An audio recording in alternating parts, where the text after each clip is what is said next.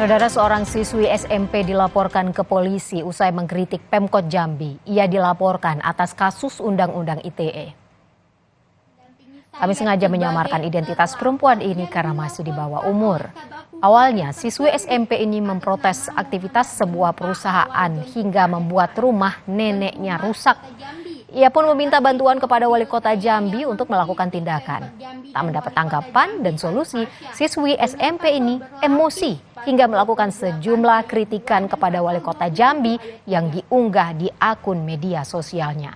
Namun menurut pihak Pemkot, ada kata-kata yang dianggap tidak pantas dalam kritikan. Melalui Kabak Hukum Pemkot Jambi, Muhammad Gempa Awal John Putra, siswi SMP ini dilaporkan ke polisi.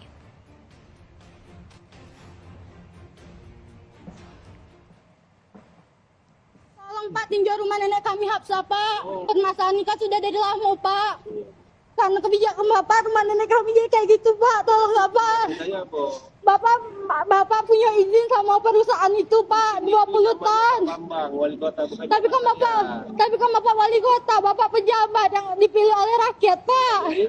Tolonglah Pak, tinjau Pak, permasalahannya tolong diusut. Perusahaan, kamu kan minta 1,3 miliar. Pak, ada AT Pak, kami minta kayak gitu Pak, itulah salah dari Pemkot Pak.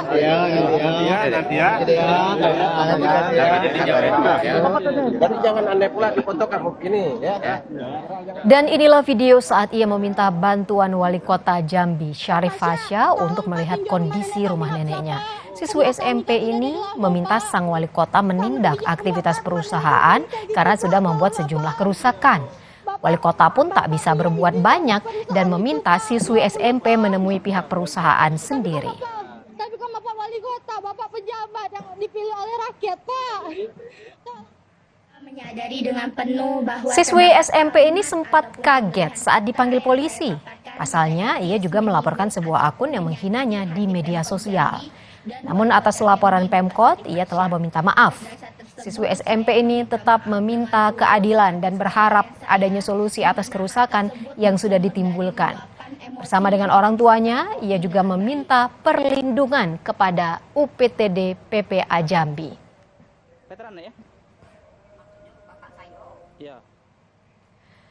Mendapat kabar siswi SMP dilaporkan Pemkot Jambi usai melakukan kritik, Menko Polhukam Mahfud MD angkat bicara. Melalui cuitannya di Twitter, Mahfud menuliskan Polhukam akan berkoordinasi dengan Kementerian PPA, Kompolnas, dan Komisi Perlindungan Anak untuk bisa ke Jambi membantu mendampingi anak ini. Dampingi, lindungi, dan jernihkan masalahnya.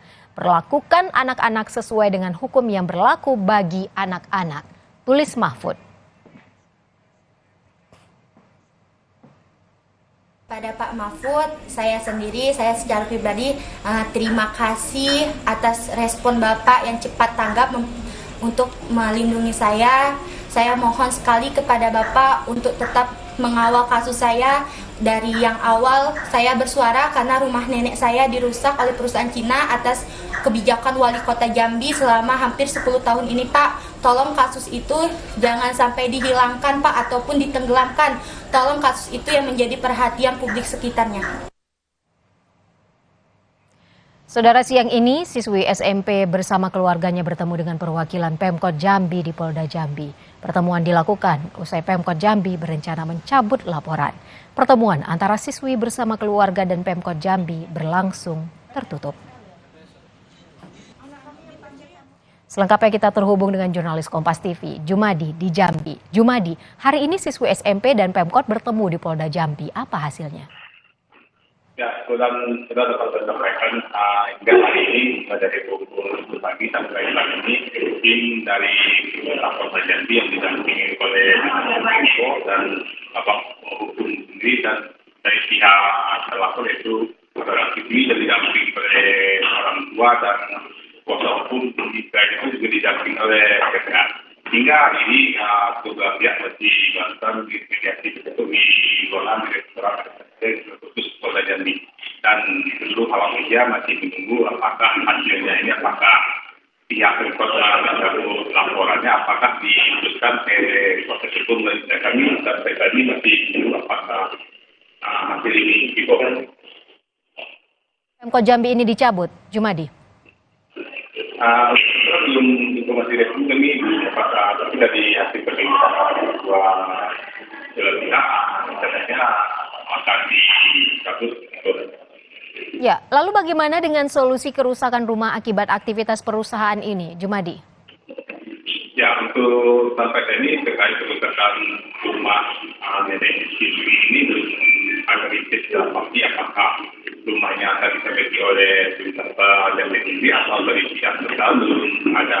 Mungkin yang kami menunggu juga informasi lanjutan dari siswi ini apakah upaya-upaya yang akan dilanjutkan apakah tetap melakukan upaya hukum atau mediasi ke pihak Pemkot bagaimana rumah nenek ini bisa diperbaiki dan tidak terganggu lagi dengan aktivitas lalu mobil yang hasil besar di lokasi. Dan dapat juga kasus ini berawal dari kerusakan rumah nenek siswi ini dan adanya mobil yang terlintas. Bahkan tidak adanya respon baik dari pihak Kota Jambi maupun dari perusahaan yang membuat ini melakukan postingan di media sosial. Baik, terima kasih atas laporan Anda, Jumadi melaporkan langsung dari Jambi. Saudara